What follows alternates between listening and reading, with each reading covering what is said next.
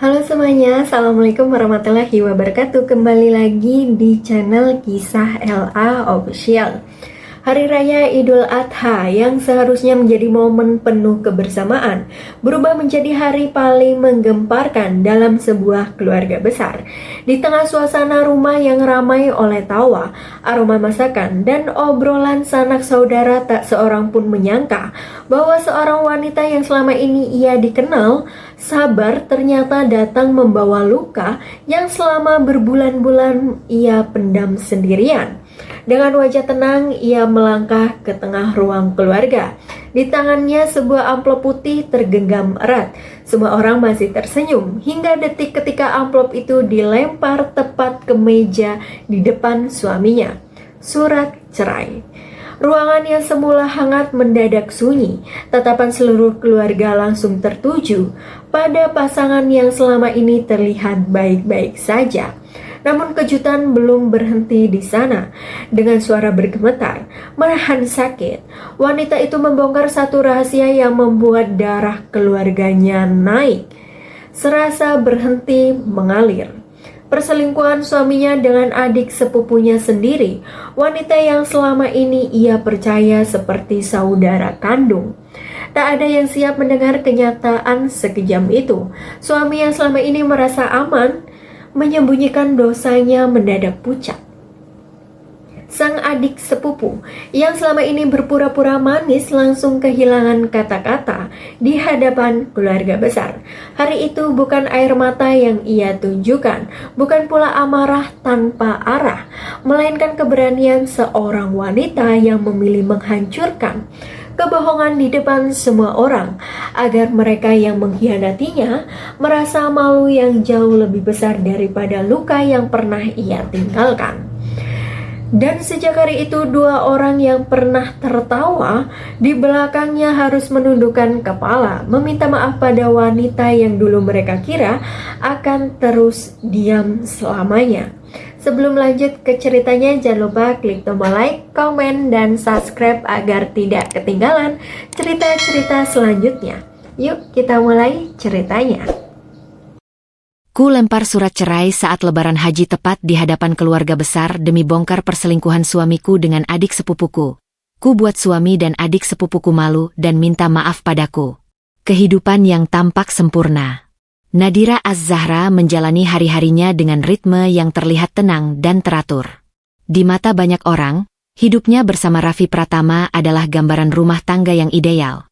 Tidak berlebihan, tidak kekurangan, dan penuh kesan harmonis. Pagi hari di rumah mereka selalu dimulai dengan hal sederhana.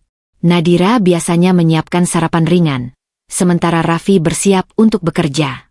Tidak ada suara tinggi, tidak ada pertengkaran yang mencolok. Yang ada hanya percakapan singkat tentang rencana hari itu, atau sesekali tawa kecil yang terdengar hangat di ruang makan. Di lingkungan keluarga besar, mereka dikenal sebagai pasangan yang cocok. Raffi dianggap pria yang tenang, pekerja keras, dan tidak banyak masalah. Nadira pun dipandang sebagai sosok istri yang rapi, sopan, dan mampu menjaga diri dalam setiap situasi.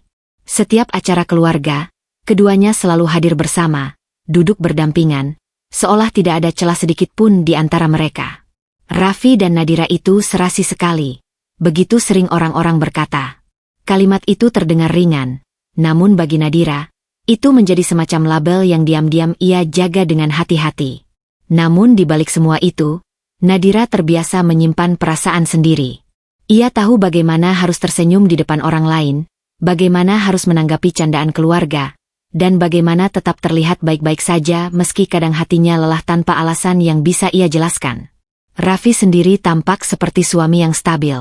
Ia tidak pernah menunjukkan kemarahan yang meledak-ledak, tidak pernah mempermalukan Nadira di depan orang lain. Justru itu yang membuat semua orang percaya bahwa rumah tangga mereka baik-baik saja tanpa celah.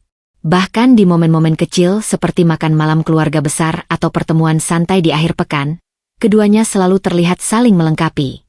Nadira akan tersenyum ketika Raffi berbicara, dan Raffi akan sesekali meletakkan tangannya di bahu Nadira, sebuah gestur sederhana yang terlihat seperti tanda kasih sayang.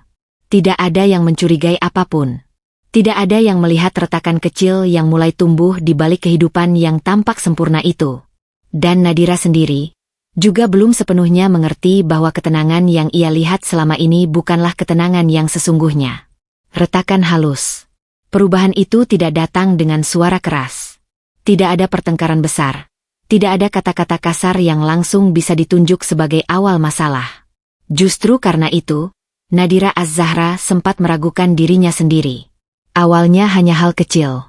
Raffi Pratama mulai lebih sering pulang terlambat. Jika dulu ia masih menyempatkan diri mengirim pesan singkat ketika sibuk, kini bahkan kabar pun sering terlambat datang. Nadira terbiasa menunggu, tetapi rasa menunggu itu perlahan berubah menjadi pertanyaan yang tidak pernah benar-benar terjawab. Lagi banyak kerjaan, begitu jawaban Raffi setiap kali ditanya. Kalimat itu terdengar sederhana, tapi lama-lama Nadira mulai merasa ada jarak yang tidak terlihat di baliknya. Di rumah, Raffi tidak lagi sehangat dulu. Percakapan mereka semakin singkat, seperlunya saja. Tidak ada lagi cerita tentang hal-hal kecil di kantor. Tidak ada lagi obrolan santai sebelum tidur. Raffi sering sibuk dengan ponselnya, seolah dunia di layar itu lebih penting daripada kehadiran Nadira di sebelahnya. Nadira mencoba tidak berlebihan memikirkan hal itu. Ia menata ulang pikirannya setiap kali rasa curiga muncul. Mungkin Raffi benar-benar lelah. Mungkin pekerjaan sedang menumpuk. Mungkin semuanya hanya kebetulan.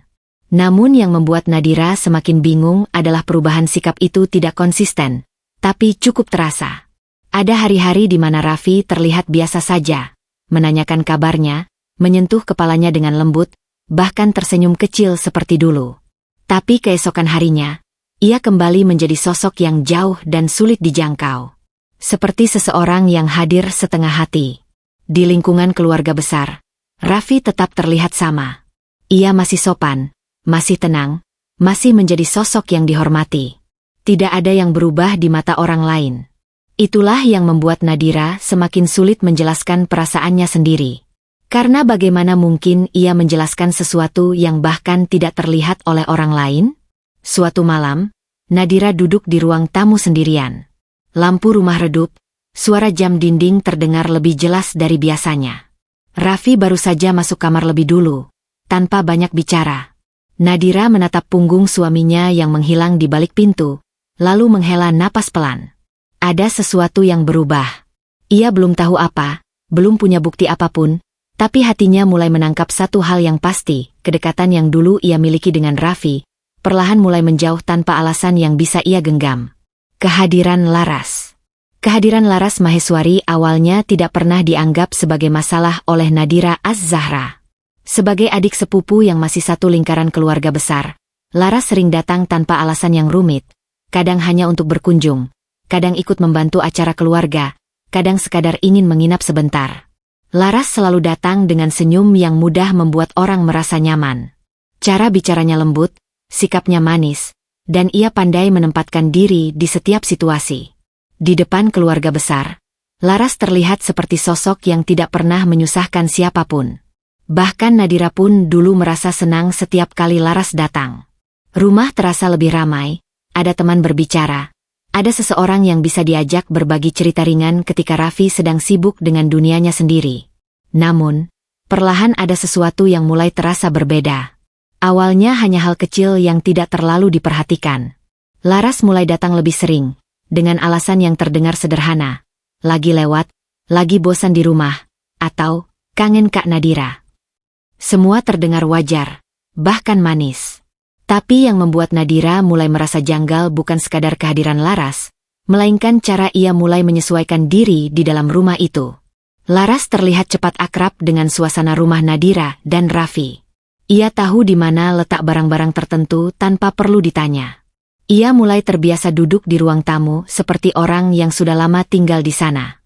Bahkan beberapa kali, Nadira menangkap Laras berbicara dengan Raffi dalam percakapan yang terdengar terlalu santai untuk ukuran adik sepupu dan kakak ipar. Mas Raffi tadi pulangnya telat lagi ya?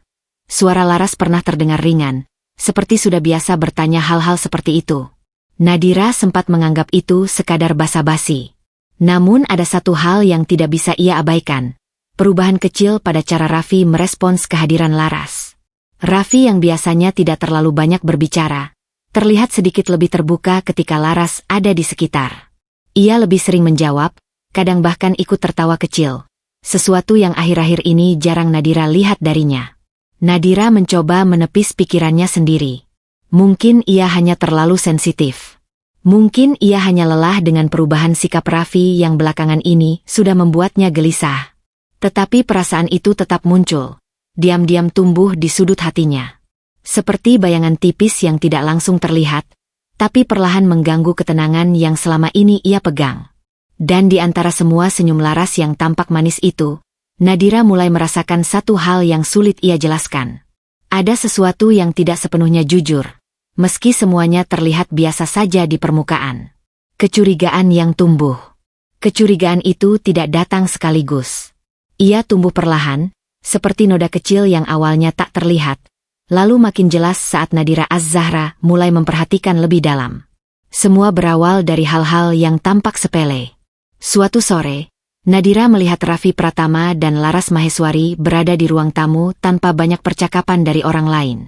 Laras duduk di sofa yang sama, jaraknya tidak terlalu jauh dari Raffi.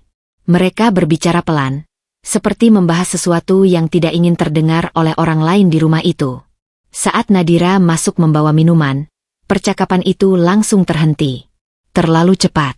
Terlalu rapi seolah sudah dilatih untuk berhenti pada waktu yang tepat. Lagi ngobrol apa? Tanya Nadira dengan nada biasa. Raffi hanya tersenyum singkat. Hal kerjaan kecil aja. Laras ikut tersenyum, tapi matanya tidak benar-benar menatap Nadira lama. Ada sesuatu yang cepat berlalu di sana. Sesuatu yang membuat Nadira merasa tidak sepenuhnya dilibatkan. Sejak saat itu, Nadira mulai lebih sering memperhatikan. Ia melihat bagaimana Laras kadang masuk ke rumah tanpa banyak pemberitahuan. Lalu Raffi terlihat tidak kaget sama sekali. Ia melihat bagaimana percakapan mereka bisa berlangsung lebih lama dari seharusnya, tapi langsung berubah datar saat Nadira mendekat. Ia juga mulai menyadari bahwa Raffi kini lebih sering terlihat siap siaga ketika Laras ada. Seolah ada pola yang tidak ingin terlihat jelas. Namun yang paling mengganggu Nadira bukan hanya kedekatan itu, melainkan perubahan kecil dalam bahasa tubuh mereka. Ada cara Laras tersenyum pada Raffi yang terasa berbeda, lebih nyaman, lebih bebas, seolah ada ruang akrab yang tidak ia miliki sebagai orang luar. Dan ada cara Raffi merespons yang tidak lagi sekaku dulu saat berhadapan dengan orang lain. Nadira mencoba menenangkan pikirannya sendiri. Ia tidak ingin menjadi istri yang curiga tanpa alasan. Ia tidak ingin membangun sesuatu yang belum tentu nyata. Tapi semakin ia mencoba mengabaikan, semakin banyak hal kecil yang justru terlihat. Suatu malam, Nadira melihat ponsel Raffi bergetar cukup lama di atas meja. Nama yang muncul sekilas membuatnya berhenti sejenak. Laras. Raffi mengambilnya cepat, menutup layar tanpa ekspresi berlebihan. Tapi gerakan itu cukup untuk membuat hati Nadira mengeras tanpa ia sadari. Siapa? Tanya Nadira pelan. Kerjaan, jawab Raffi singkat. Tidak ada penjelasan tambahan. Tidak ada percakapan lanjutan. Dan untuk pertama kalinya, Nadira merasa jawaban itu tidak lagi terdengar seperti jawaban yang dulu ia percaya begitu saja. Malam itu, saat Raffi sudah tertidur lebih dulu, Nadira duduk diam di sisi ranjang. Ia menatap wajah suaminya yang tampak tenang, tapi pikirannya tidak lagi bisa kembali pada ketenangan yang sama. Ada sesuatu yang berubah. Bukan hanya di luar, tapi juga di dalam dirinya. Kecurigaan itu belum punya bentuk yang jelas, tapi ia sudah tumbuh. Dan kali ini, Nadira tahu, ia tidak bisa lagi berpura-pura tidak merasakannya. Bukti pertama. Malam itu berjalan seperti biasa. Terlalu biasa hingga justru terasa tidak wajar bagi Nadira Az-Zahra. Raffi Pratama sudah tertidur lebih dulu setelah hari yang panjang. Lampu kamar hanya menyisakan cahaya redup, cukup untuk membuat bayangan benda-benda di sekitar terlihat samar. Nadira duduk di tepi ranjang, diam, seperti menahan sesuatu yang sejak lama tidak bisa ia jelaskan. Ponsel Raffi yang tergeletak di meja kecil bergetar pelan. Satu kali. Lalu berhenti. Namun beberapa detik kemudian, bergetar lagi. Nadira menoleh. Awalnya ia mengabaikan. Tapi getaran itu kembali muncul. Lebih beruntun kali ini, seolah seseorang di ujung sana tidak sabar menunggu jawaban. Tangannya bergerak tanpa ia sadari. Ia tidak berniat, tidak benar-benar berpikir, tapi rasa penasaran yang sudah lama ditekan akhirnya menang. Nadira mengambil ponsel itu. Layar menyala. Nama yang muncul di notifikasi membuat dadanya seperti berhenti sesaat. Laras Maheswari. Jari Nadira membeku di udara. Ia menatap layar itu lama, terlalu lama, seakan otaknya menolak memproses apa yang dilihat matanya sendiri. Pesan pertama terbuka sebagian di layar kunci. Tadi kenapa kamu tiba-tiba diam? Takut ketahuan. Nadira menelan ludah. Napasnya mulai tidak stabil. Ia membuka kunci layar dengan tangan yang sedikit bergetar. Percakapan itu terbuka. Dan di sana, kata demi kata, mulai membentuk sesuatu yang tidak ingin ia lihat.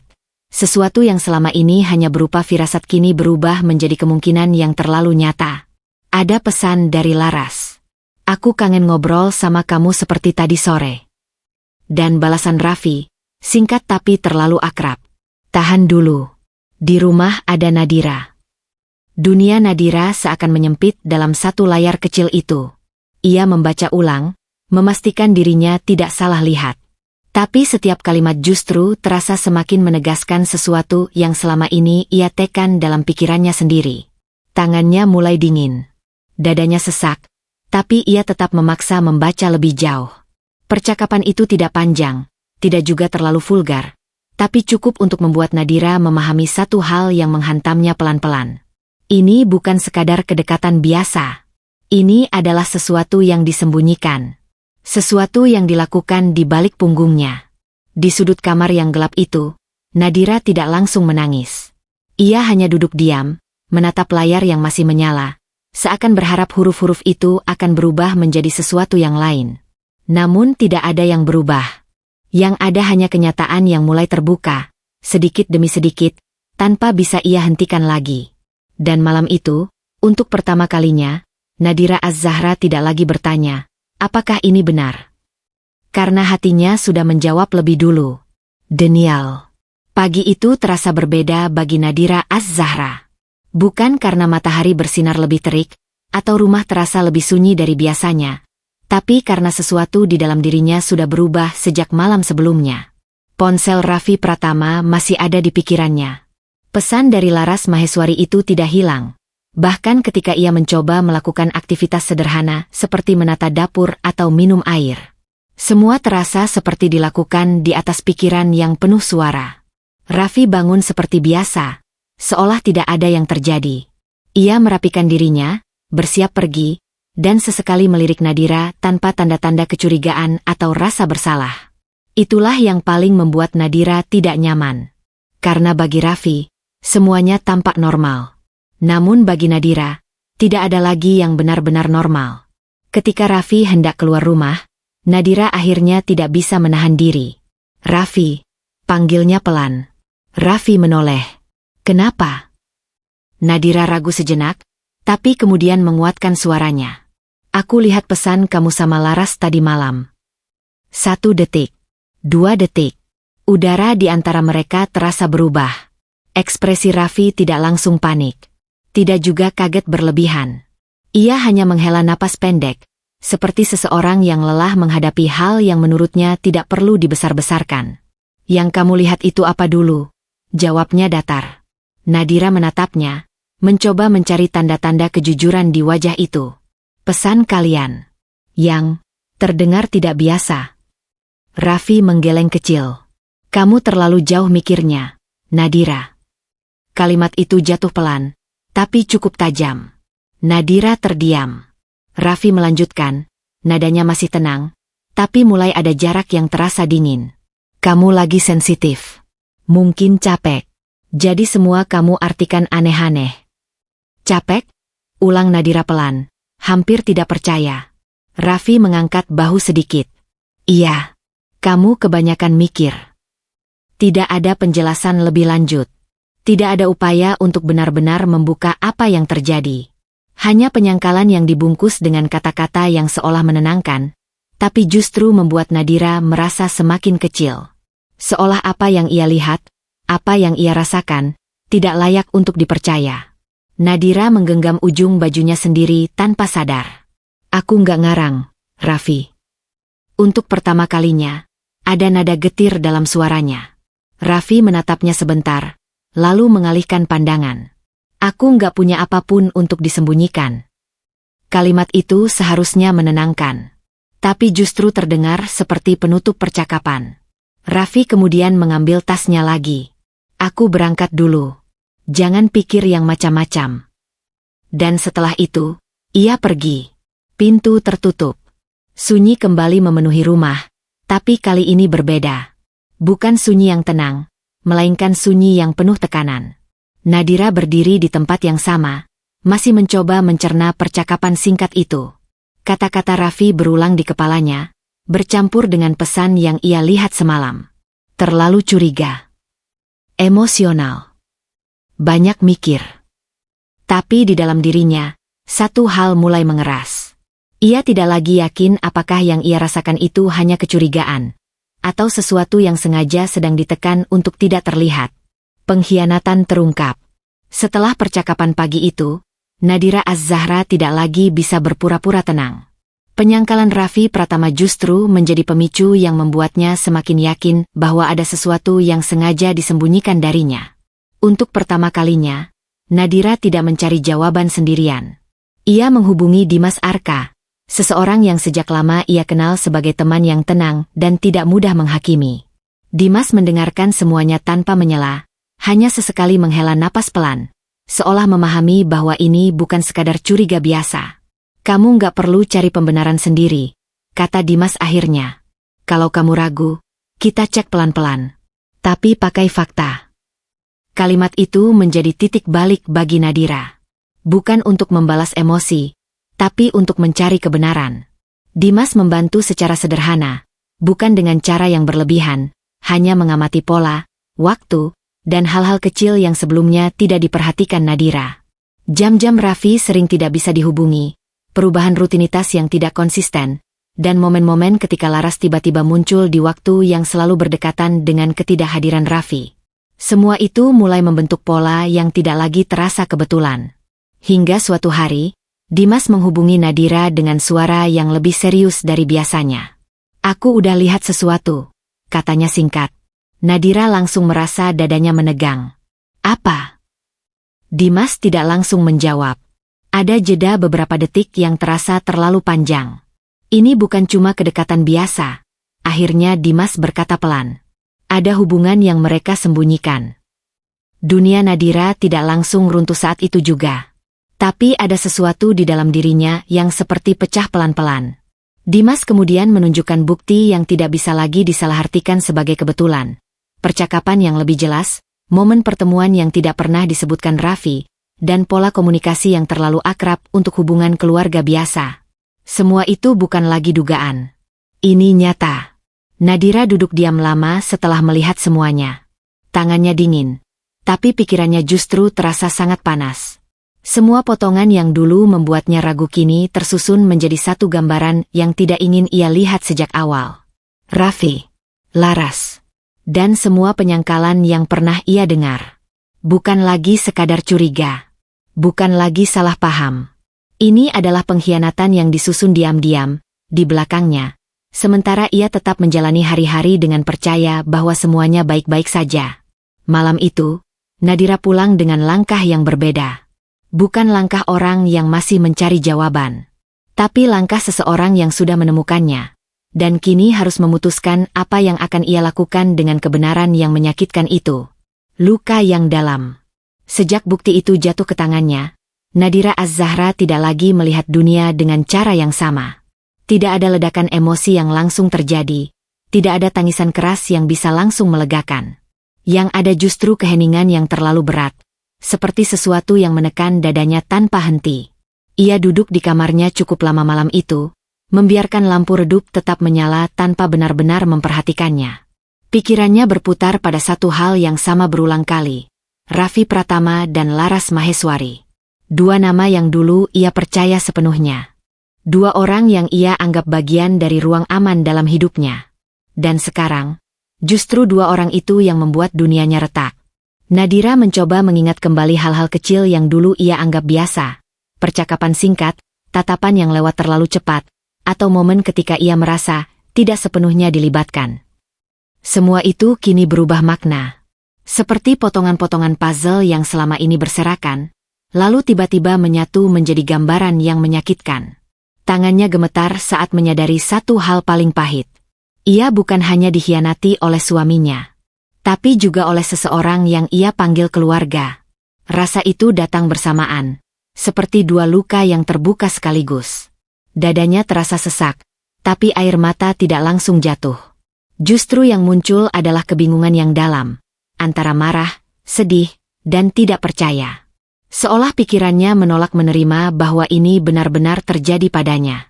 Aku salah apa? Suara itu keluar pelan, hampir tidak terdengar bahkan oleh dirinya sendiri. Tidak ada jawaban. Hanya sunyi yang kembali menelan ruangan. Nadira berdiri perlahan, berjalan ke jendela.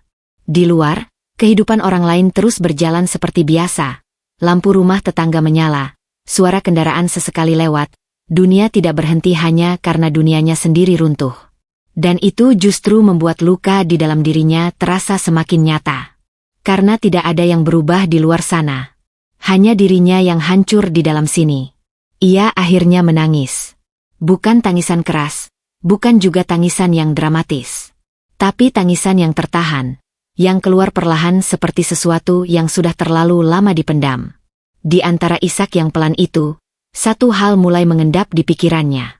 Yang paling menyakitkan bukan hanya pengkhianatannya, tapi kenyataan bahwa semua itu terjadi di tempat yang seharusnya menjadi rumah bagi kepercayaannya.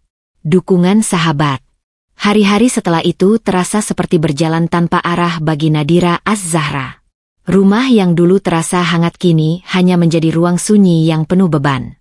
Setiap sudut mengingatkannya pada Raffi Pratama. Setiap keheningan seperti mengulang kembali luka yang belum sempat sembuh.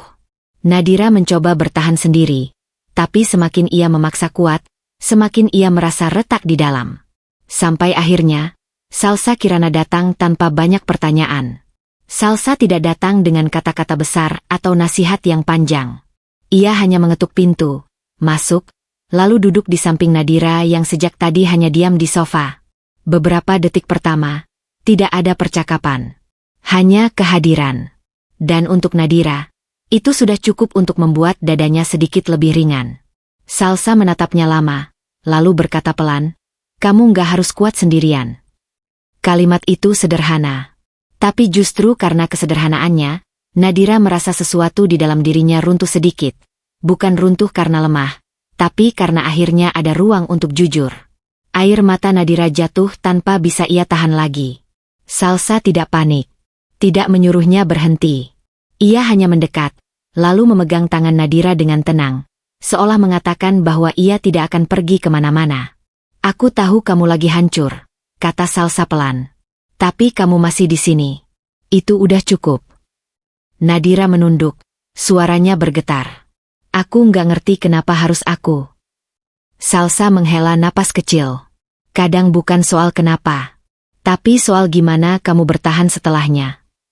Malam itu, untuk pertama kalinya sejak semuanya terbongkar, Nadira tidak merasa sendirian sepenuhnya. Ia masih terluka, masih marah, masih tidak percaya pada banyak hal. Tapi kehadiran Salsa membuatnya sadar satu hal kecil yang hampir hilang dari pikirannya. Bahwa meskipun dikhianati oleh orang yang ia percaya, masih ada orang yang memilih untuk tetap berada di sisinya tanpa syarat. Dan itu cukup untuk membuatnya tidak benar-benar runtuh malam itu.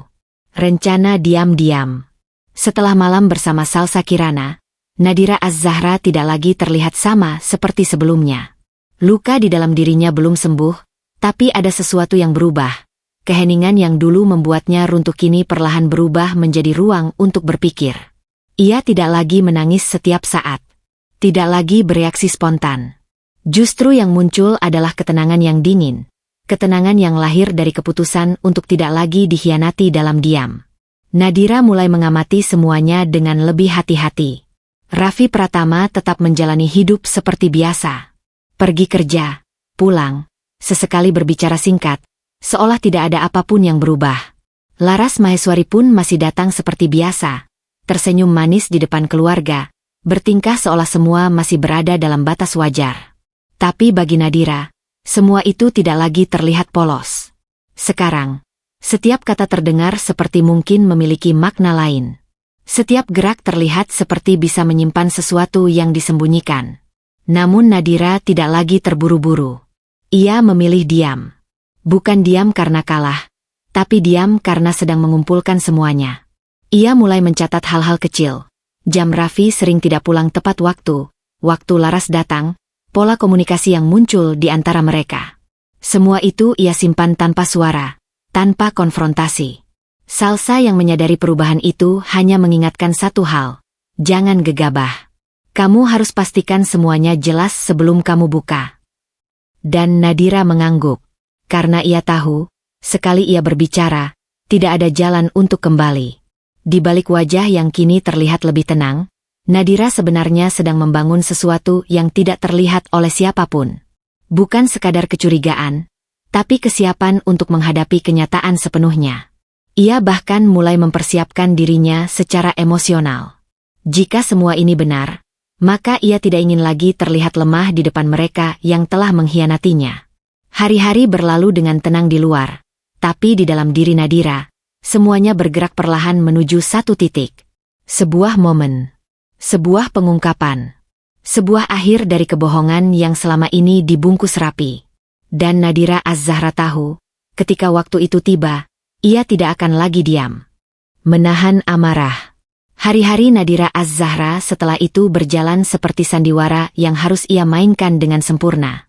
Di luar, ia tetap terlihat seperti Nadira yang biasa. Sopan, tenang, dan tidak banyak berubah. Ia masih hadir di ruang makan saat Raffi Pratama ada di rumah, masih menjawab percakapan seperlunya, bahkan masih sesekali tersenyum ketika situasi mengharuskannya. Tapi di dalam dirinya, sesuatu terus bergejolak. Amarah itu tidak meledak. Ia tidak menemukan jalan keluar dalam bentuk teriakan atau konfrontasi.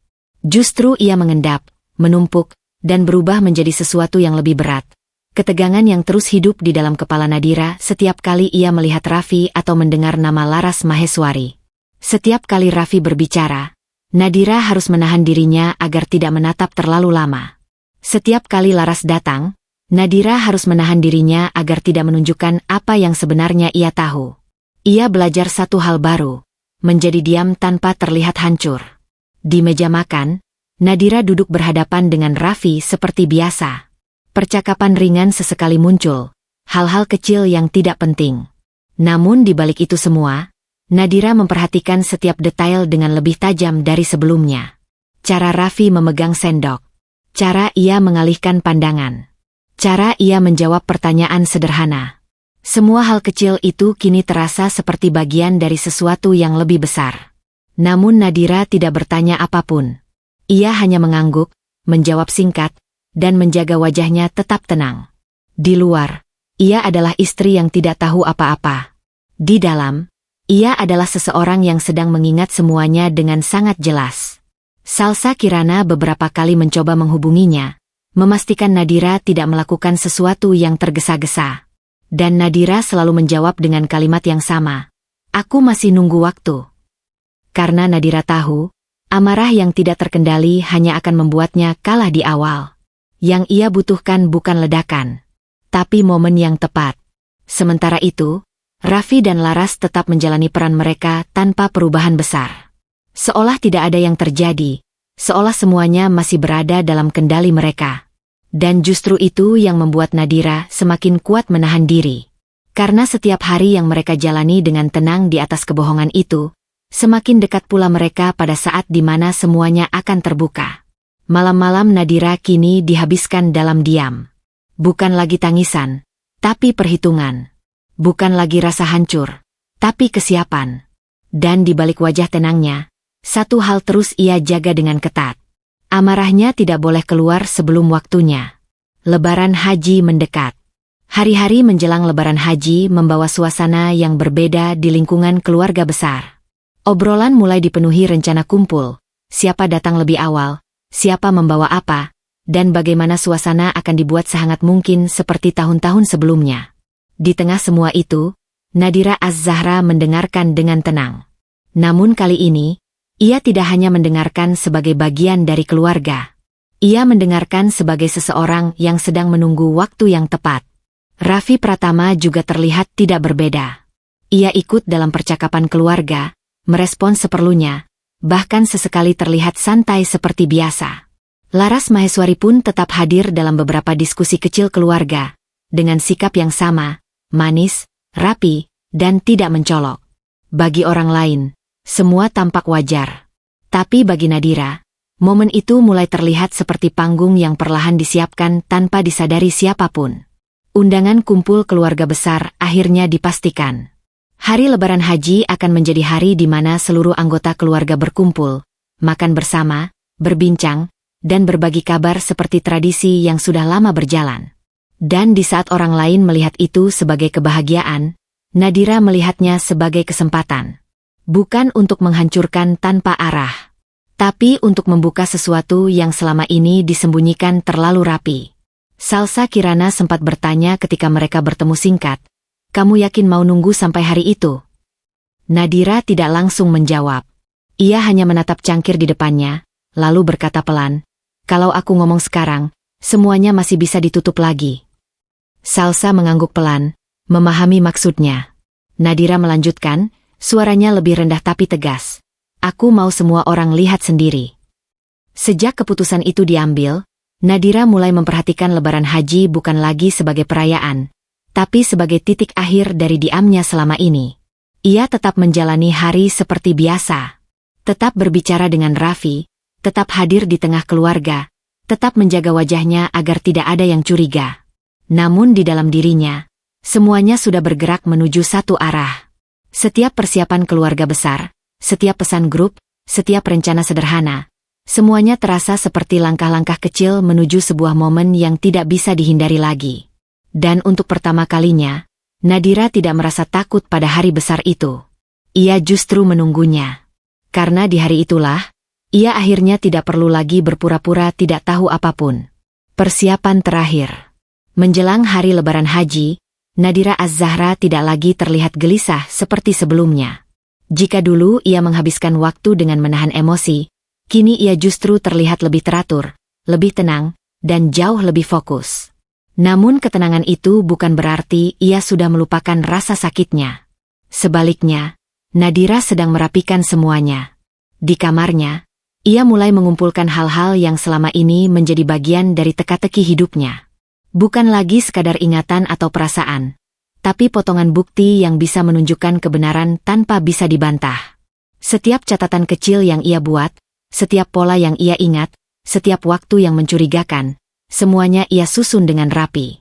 Nadira tidak ingin ada celah untuk disangkal lagi.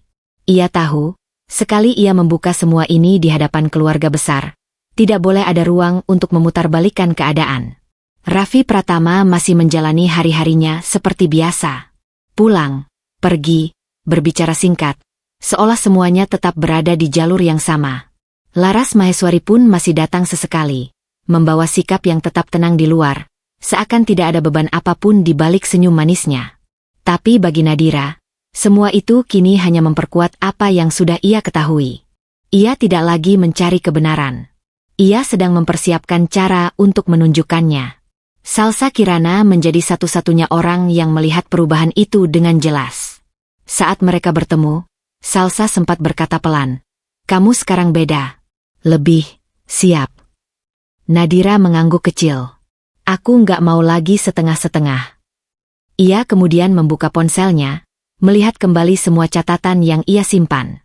Bukan untuk menyakiti dirinya sendiri, tapi untuk memastikan bahwa ketika saatnya tiba, ia tidak akan ragu sedikitpun. Setiap detail sudah ia perhatikan. Setiap kemungkinan sudah ia pikirkan. Bahkan setiap reaksi yang mungkin muncul dari Raffi dan Laras, sudah ia siapkan jawabannya di kepalanya. Nadira tidak lagi berdiri sebagai seseorang yang sedang bingung. Ia berdiri sebagai seseorang yang sudah memilih untuk melihat semuanya sampai akhir. Di luar, persiapan keluarga besar untuk Lebaran Haji semakin ramai. Obrolan, rencana, dan undangan terus berjalan seperti biasa. Tidak ada satupun yang mencurigai apa yang sebenarnya sedang disiapkan Nadira di balik ketenangannya. Dan justru itu yang membuatnya semakin yakin. Karena ketika hari itu tiba, tidak akan ada lagi ruang untuk disembunyikan. Semua yang selama ini berada di balik diam, akan berdiri di hadapan semua orang. Hari yang dinanti. Hari Lebaran Haji akhirnya tiba. Sejak pagi, suasana rumah besar keluarga sudah dipenuhi aktivitas dan suara percakapan. Orang-orang datang silih berganti, membawa senyum, ucapan salam, dan suasana hangat yang seolah menjadi tradisi yang tidak pernah berubah dari tahun ke tahun. Di tengah keramaian itu, Nadira Az-Zahra melangkah pelan. Ia mengenakan pakaian sederhana, rapi, dan tetap menjaga sikap seperti biasa. Wajahnya tenang. Bahkan bisa dibilang terlalu tenang untuk seseorang yang menyimpan sesuatu di dalam dirinya.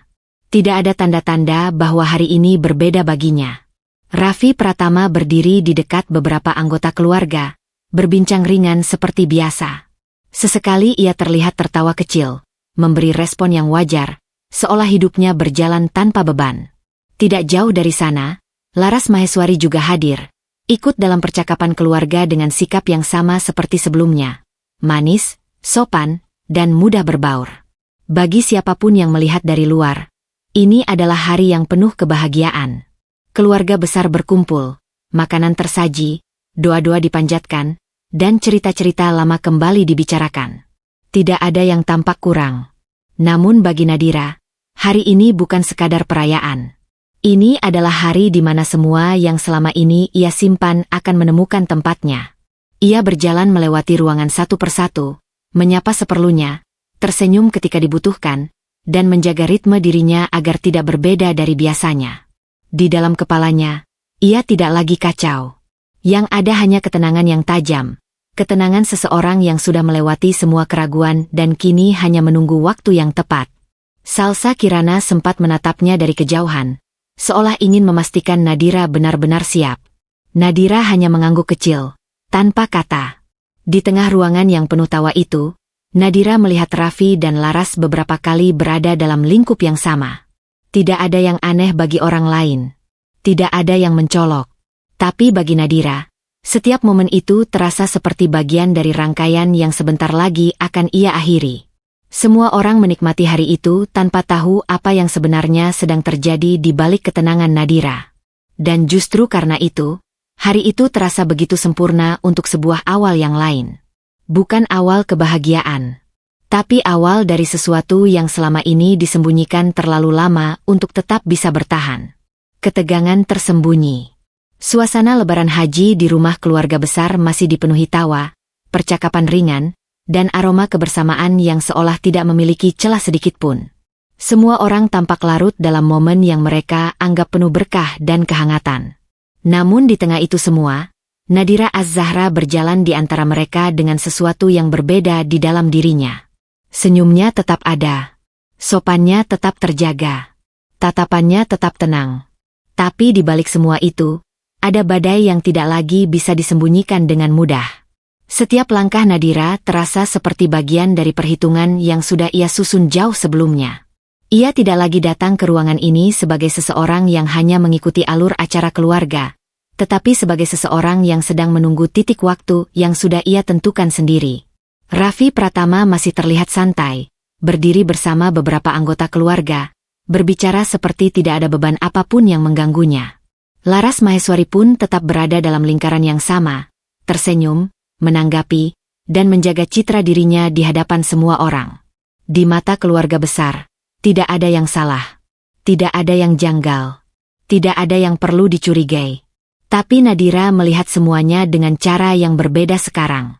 Setiap gerakan kecil Raffi, setiap kedekatan yang terlihat biasa, setiap momen Laras hadir di dekatnya, semuanya bukan lagi hal yang terlewatkan begitu saja. Semua itu seperti potongan yang menguatkan satu gambaran besar yang selama ini ia tahan sendiri. Namun ia tidak bergerak. Belum. Ia masih menunggu. Di sudut ruangan, Nadira sempat bertemu pandang dengan Salsa Kirana.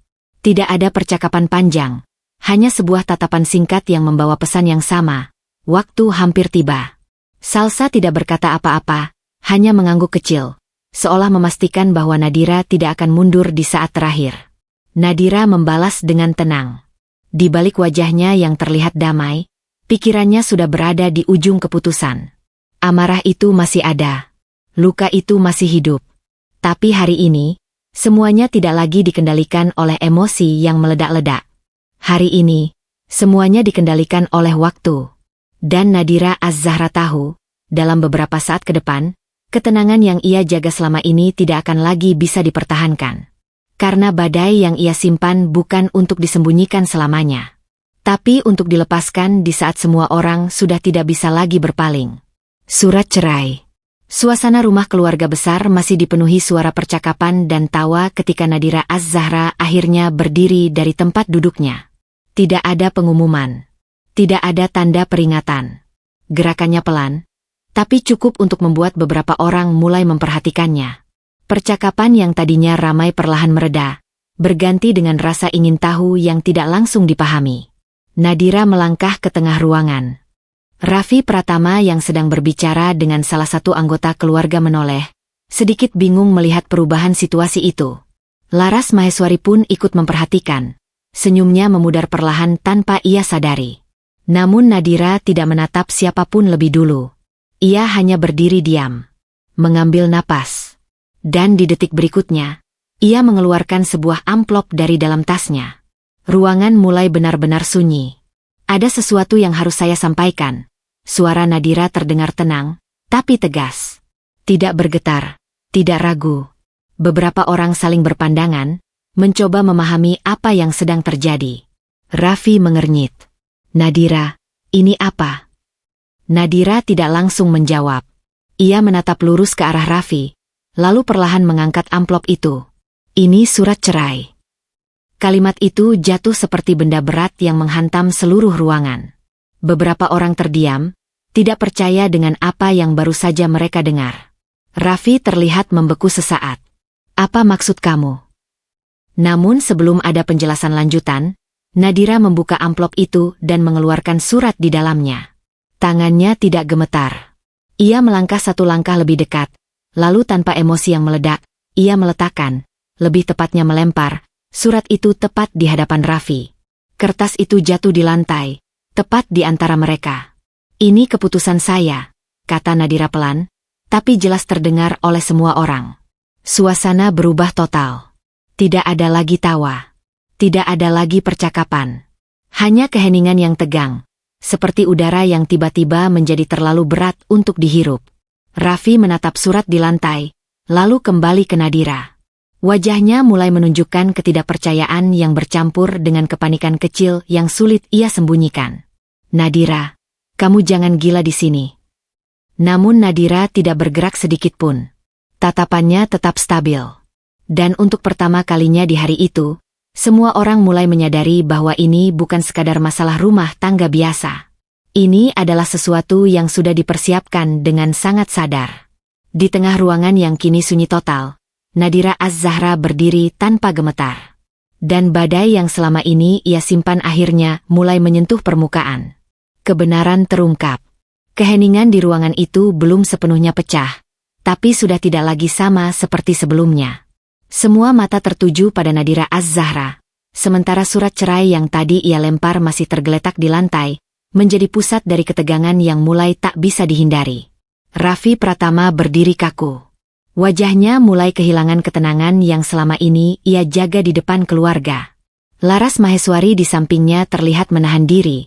Senyumnya sudah hilang sepenuhnya, tergantikan oleh ekspresi yang sulit dibaca. Namun Nadira tidak mundur.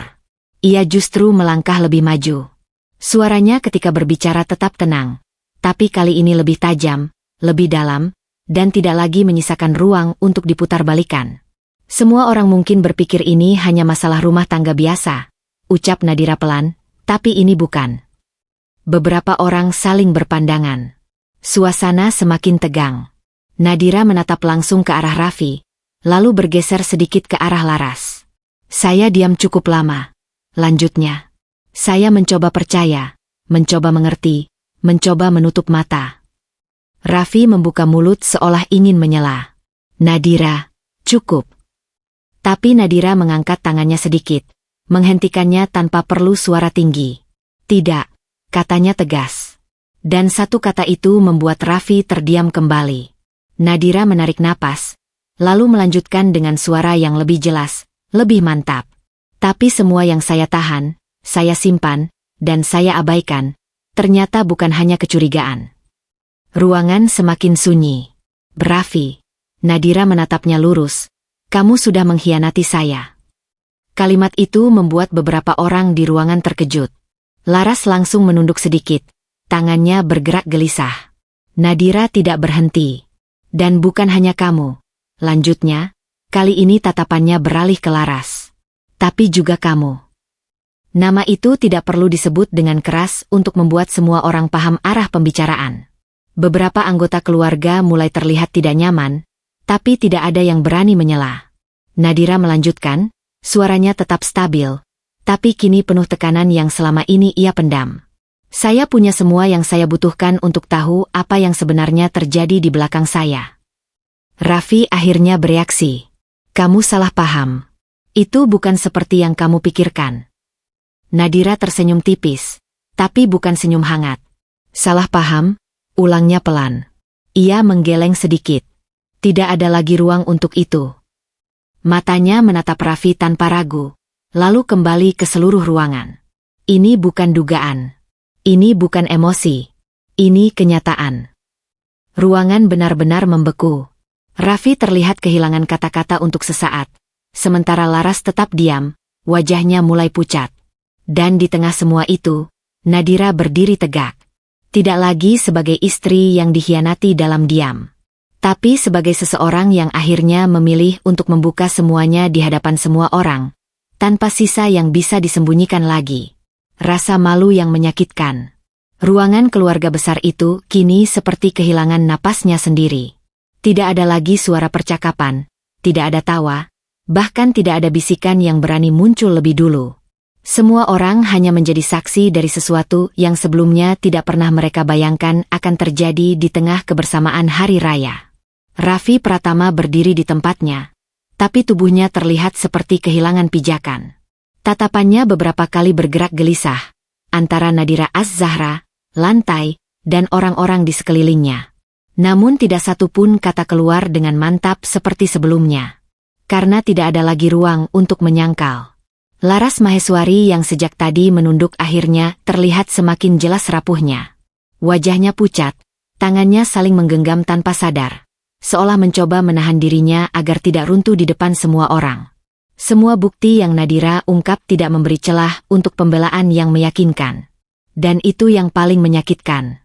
Raffi mencoba membuka suara lagi, tapi kali ini tidak lagi sekuat sebelumnya. Nadira, kamu terlalu jauh menilai. Namun kalimat itu terputus di tengah jalan. Bukan karena Nadira memotongnya, tetapi karena bahkan dirinya sendiri tahu, kata-kata itu sudah tidak memiliki kekuatan lagi. Nadira hanya menatapnya dengan tenang. Bukan tatapan marah yang meledak-ledak, bukan pula tangisan. Tapi ketenangan yang justru membuat semua orang di ruangan itu semakin merasa berat. Cukup, kata Nadira pelan. Satu kata itu membuat Raffi benar-benar terdiam. Laras menunduk lebih dalam, wajahnya kini tidak lagi bisa menyembunyikan rasa malunya. Beberapa anggota keluarga mulai terlihat tidak nyaman, sebagian lain masih terpaku, mencoba memahami bagaimana sesuatu yang selama ini tampak biasa bisa berakhir seperti ini di depan mereka. Raffi mengusap wajahnya sebentar, lalu menarik napas panjang.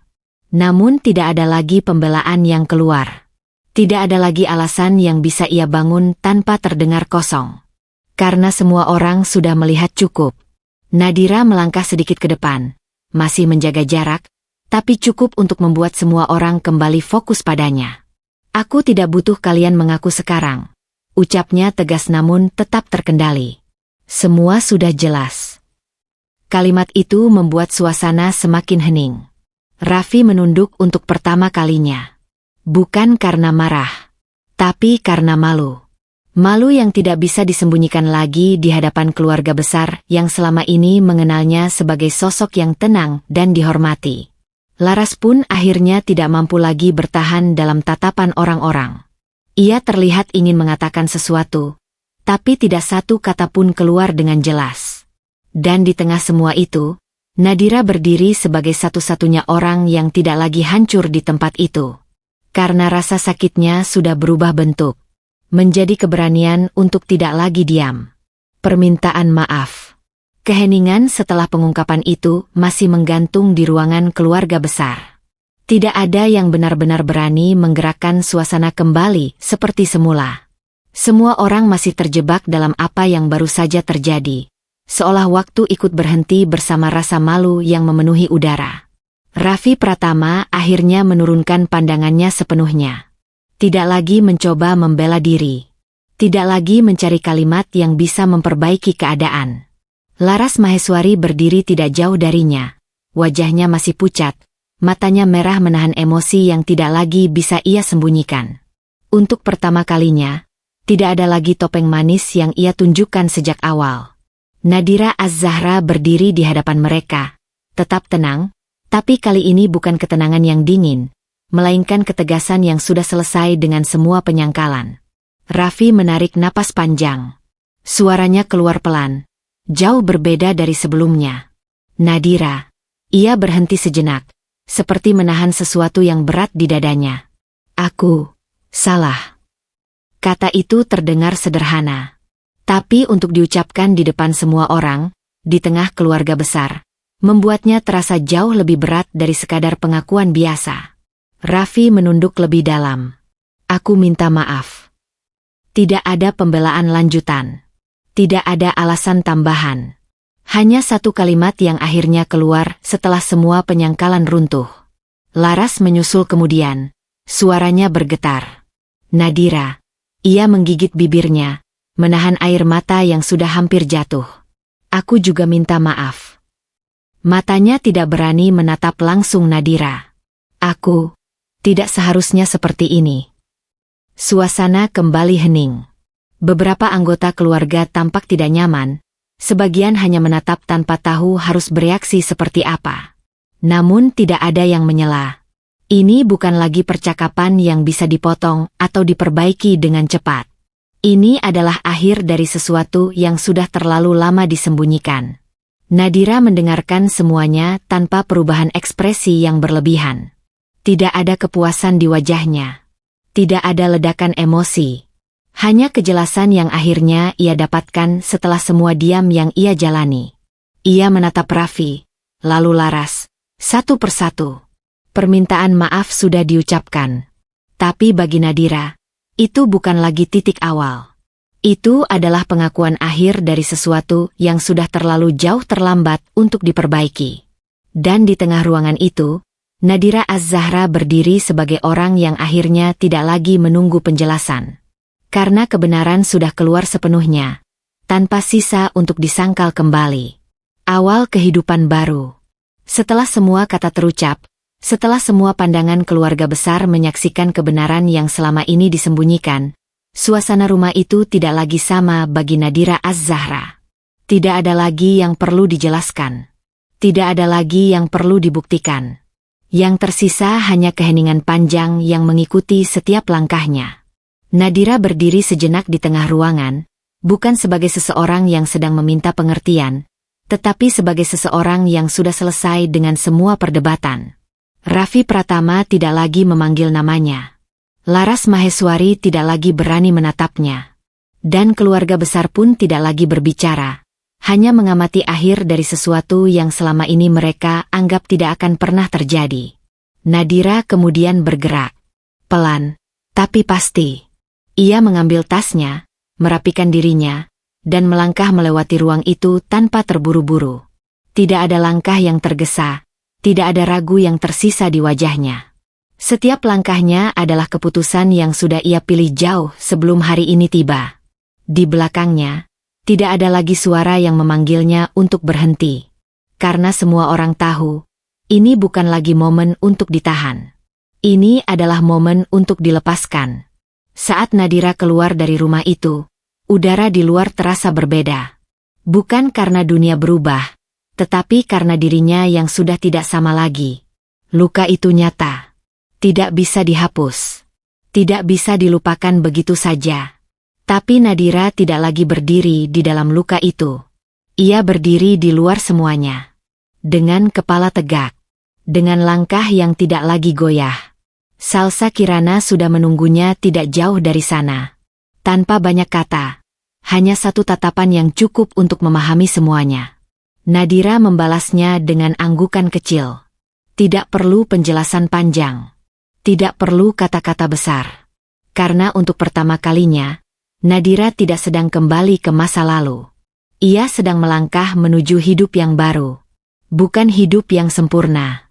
Bukan hidup tanpa luka. Tapi hidup yang tidak lagi memaksanya untuk diam di dalam pengkhianatan. Dan di langkah itu, Nadira Az-Zahra akhirnya benar-benar memilih dirinya sendiri.